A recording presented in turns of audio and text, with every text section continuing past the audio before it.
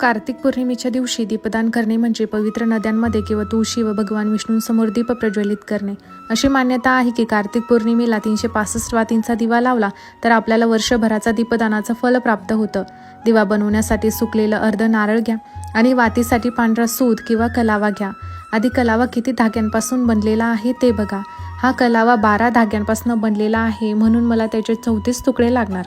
34 तुकड्यासाठी मी त्याला 17 वेळा गुंडाळून घेतेय. आता त्याला 2 भागांमध्ये कापून घेऊयात.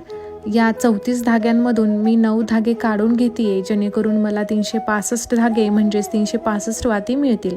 दिवा ठेवण्याआधी थोडं अक्षता ठेवून त्यावर मातीचा दिवा ठेवा आणि त्यानंतर नारळ ठेवा.